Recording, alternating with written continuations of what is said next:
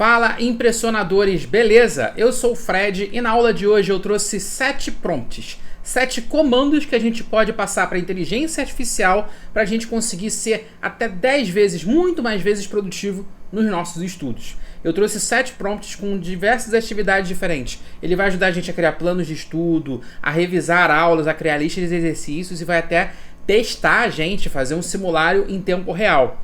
Já deixa logo a curtida nesse vídeo porque essa aula tá realmente muito legal.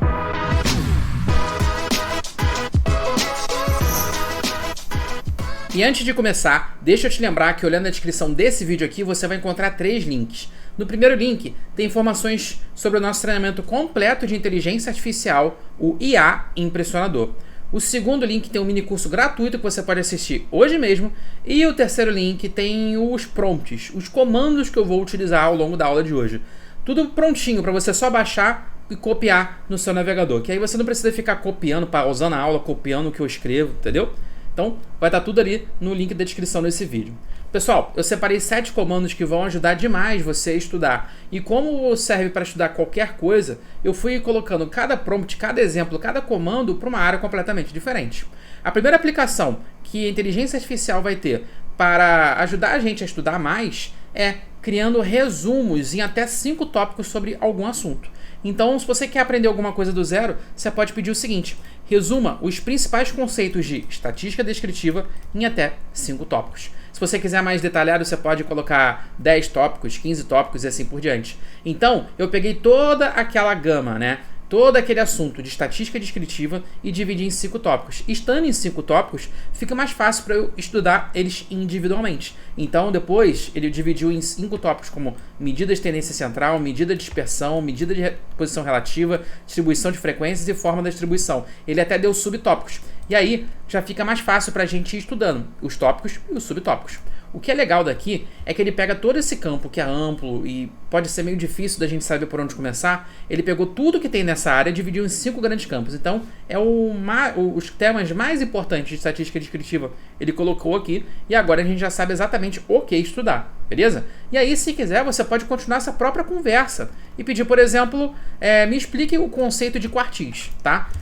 Me explique detalhadamente o conceito de quartis que você disse acima, beleza? Então, ele vai servir não apenas para ajudar a resumir os principais tópicos, mas se tem um desses tópicos aqui que você ainda não domina, por exemplo, quartis, você pode pedir para ele se aprofundar, tá? Então, esse primeiro prompt serve tanto para a gente pegar grandes conceitos e resumir eles, quanto para a gente se aprofundar em alguma coisa, tá bom? E olha só, ele vai falar o conceito de quartis, explica quais são os 3 quartis, como eles são calculados, mostra a fórmula, explica qual que é cada elemento da fórmula, enfim, ele dá exemplo, olha só que interessante. Então é uma explicação realmente aprofundada, se assim você o fizer.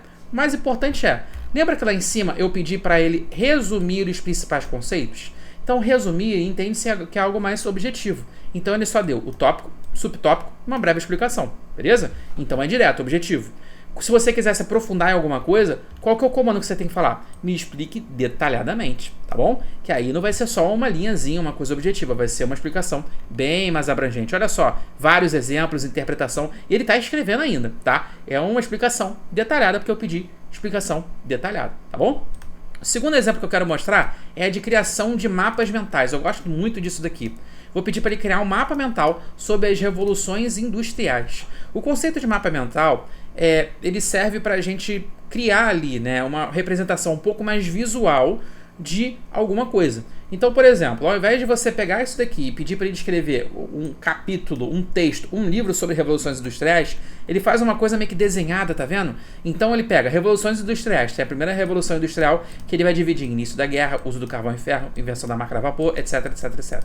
Aí, daqui tem a segunda revolução industrial. E a segunda se divide, olha só, tá vendo? Em eletricidade e petróleo, produção em massa, etc, etc, etc. Depois fala de terceira revolução industrial e a quarta revolução industrial, que é justamente a indústria 4.0, a atualidade do futuro. E, inclusive, um dos tópicos é justamente inteligência artificial, tá bom? Então, essa representação em mapa mental é legal porque deixa as coisas um pouco mais visuais. E, pelo menos eu, tenho muito mais facilidade de aprender com representações visuais. É mais fácil eu entender assim, visualmente, do que, às vezes, lendo vários parágrafos em um livro, tá bom? Terceiro prompt que eu quero te passar é esse daqui. Explique o que é regressão linear, e isso daqui é muito bom, tá? Como se eu tivesse 12 anos. Esse terceiro tópico serve para a gente explicar algum conceito complicado. A gente sabe que existem conceitos ali dentro de qualquer área de estudo que são particularmente desafiadores. E seja porque eles são difíceis em sua natureza, ou porque você realmente não consegue, tem alguma dificuldade de entender aquilo, você pode pedir para ele explicar aquilo como se fosse uma criança de 12 anos. Não importa o quão complexo, o quão avançado seja, se você pedir para ele explicar como se fosse uma criança de 12 anos, você vai conseguir entender. Olha que louco, tá? Regressão linear, beleza? O exemplo que ele deu é, imagine que você tem uma loja de sorvetes e quer saber quanto sorvete vai vender dependendo da temperatura. Você percebe que quando faz muito calor, vende mais sorvete. Quando está frio, vende menos. A regressão é como desenhar uma linha num gráfico que ajuda a prever quanto sorvete você vai vender. Então assim, ele deu um exemplo muito... uma criança entenderia, né? Que é um sorvete, entendeu? Representando a venda de sorvetes ali, conforme ela varia no tempo quente, no tempo frio e assim por diante. Então, se você quiser, você pode continuar essa conversa pedindo para explicar mais, mas explicar conceitos complexos, como regressão linear, como se tivesse 12 anos, ele sempre vai trazer, além de uma explicação muito mastigada, mais exemplos bastante próximos da vida real, beleza? Essa dica é muito boa. Se quiser apresentar, querer aprender qualquer coisa, qualquer conceito mais complexo, pede para a inteligência artificial te explicar como se tivesse 12 anos. É certeza, tá bom? Outra coisa, se você quer aprender na prática, faz sentido você pedir para a inteligência artificial criar X perguntas. Eu pedi aqui 10 perguntas sobre a Revolução Francesa. E eu pedi também com respostas, com gabarito, tá? E aí, se você quer aprender alguma coisa, você já estudou, você já leu ali no livro e você quer criar uma lista de exercícios, pronto, você pede para ele explicar o que é, para ele criar essa lista para você. O que foi a Revolução Francesa, quais foram as principais formas, as causas da Revolução, qual foi o evento que marcou o início da Revolução, etc, etc, etc. Com isso, você pode, depois de ter estudado um tema, realmente se testar, responder essas 10 questões e comparar com um gabarito. Para cada questão, eu pedi um gabarito, tá vendo? Olha só, eu pedi um gabarito. E aí você pode comparar a resposta. Se você tiver, às vezes, um conceito, às vezes, que envolva conta, uma ciência exata, ele também funciona muito bem, tá? Você pode fazer ali as questões, os exercícios, ele dá a resposta e ele faz até a resolução do exercício. Então, por exemplo, não apenas a resposta de um problema matemático, mas o passo a passo que ele fez para resolver. É muito fácil fazer isso com inteligência artificial, tá bom? Mais uma vez, eu quero mostrar o quinto prompt, que é montar um plano de estudos. Olha só, monte um plano de estudos para aprender SQL em 30 dias, estudando 1 hora por dia. Então, a gente não precisa apenas aprender, a gente pode planejar o nosso aprendizado com inteligência artificial. E você vai ver que pedir para ele um plano de estudos para qualquer inteligência artificial é muito interessante, porque ela já vai colocando ali bem mastigadinho. Então, são 30 dias, 1 hora por dia. Ele falou, tá, na primeira semana você vai aprender os fundamentos do SQL, ou seja, vai aprender a estrutura do SQL e os comandos básicos. No primeiro dia, introdução ao SQL. No segundo dia, criação de banco de dados e tabelas, tá? E aí ele está dando os subtópicos a aprender. Manipulação de dados, dia 2, 3, 4, 5, 6. Aí vem a segunda semana, já vai ser baseado em relacionamentos e funções de banco de dados. Olha lá, os tópicos a ser aprendido a cada dia. Semana 3, e ele vai continuar escrevendo, tá?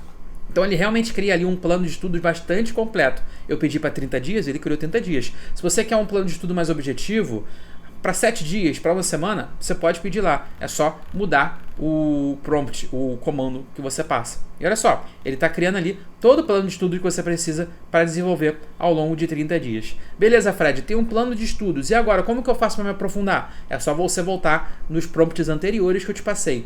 Então você pode pedir para ele abordar, dividir cada dia desses aqui em tópicos principais, que nem nós fizemos no primeiro prompt. Você pode pedir para ele explicar esse conceito como se fosse uma criança de 5 anos, de 10 anos. Enfim, também vai utilizar um pouco dos prompts que a gente já viu até agora e um pouquinho do que vamos ver também, tá bom? Sexto prompt é o seguinte: você vai pedir para a inteligência artificial tirar uma dúvida sua. Não entendi bem como funciona a lei da oferta e da demanda. Pode me explicar? Isso daqui é interessante, porque você já está entendendo que você aprendeu, tá? Você já viu isso uma vez. Então a resposta da inteligência artificial já vai ser uma coisa meio focada em resolver, em explicar alguma coisa que pode ter ficado mal entendida. Não vai ser aquela explicação direta, professoral, entendeu? É uma coisa um pouquinho mais mastigada. Olha só, A lei da oferta e demanda é um dos princípios básicos da economia. E aí o que ele dividiu? Entre oferta, quem vende, explica o que é oferta, explica a demanda, explica o que é o equilíbrio de mercado e deu até exemplo, tá? Então repara, não é aquela explicação em parágrafo, né? Não é como se ele estivesse utilizando ali um parágrafo de um livro. Já é uma coisa um pouquinho mais mastigada, um pouquinho mais estratificada, porque você deu a entender que você já deu uma lida antes. Então ele não precisa simplesmente copiar e colar o capítulo de um livro que você provavelmente já leu, não é mesmo? Então com isso você tem uma explicação bem diferente, né? Realmente baseada em alguém que já tentou aprender e não conseguiu. E deixa eu te mostrar o 7º comando, que é bem interessante. Finja que é um professor e me teste sobre a Segunda Guerra Mundial. Isso daqui vai fazer com que a inteligência artificial assuma uma persona, um professor, e ele vai começar a fazer algumas perguntas. E olha só, perguntas sobre a Segunda Guerra Mundial. E ele está começando a fazer um monte de perguntas aqui. E o que eu vou fazer? Eu vou responder essas perguntas e eu vou aguardar a resposta, tá? Então, por exemplo, eu vou responder essa pergunta aqui, ó. Quais eram os países que formavam o eixo, né? Resposta. Eu vou dar uma resposta propositalmente errada. Vou falar aqui Alemanha, Japão e Brasil, tá? Propositalmente errada. Vamos ver o que ele vai falar. Sua resposta está parcialmente incorreta. Os países que formavam o eixo eram Alemanha, Japão, o Brasil está errado, o Brasil não fazia parte do eixo, na verdade lutou a favor dos aliados, né? E aí sim entrou a Itália. E olha que legal, ele não apenas me corrige, tá? Mas ele dá uma explicação, certo? E não apenas a explicação do que era o eixo, mas sobre a participação do Brasil, já que eu informei o Brasil. Já o Brasil, ao contrário, integrou os aliados e enviou a Força Expedicionária Brasileira para lutar na Itália, tá? E a correção aqui embaixo. Então, olha que interessante, você pode simplesmente utilizar a inteligência artificial como se fosse alguém para te testar. Está precisando estudar para uma prova? Você já estudou e quer saber se o que você estudou talvez seja suficiente para mandar bem em uma prova ou em um vestibular? Você pode fazer isso daqui utilizando a inteligência artificial. E caso você tenha ficado em dúvida, todos esses prompts que eu utilizei podem ser usados no ChatGPT, que é o que eu estou utilizando na aula, mas também em outras inteligências artificiais. DeepSeek, Copilot, Gemini, Claude e qualquer outra inteligência artificial de IA generativa, né? Beleza? Gostou desse tema da aula? Um tema um pouquinho diferente, mas que eu acho que é muito interessante. É realmente incrível o quanto que a inteligência artificial consegue ajudar a gente a aprender melhor. Se você gostou desse tema, dessa aula, comenta aqui embaixo, manda mais IA. E aí eu vou continuar buscando outras aplicações de inteligência artificial para diversas áreas do nosso dia a dia. Beleza? Então não esquece de curtir essa aula, de comentar, manda mais IA e a gente se vê na próxima. Um abraço!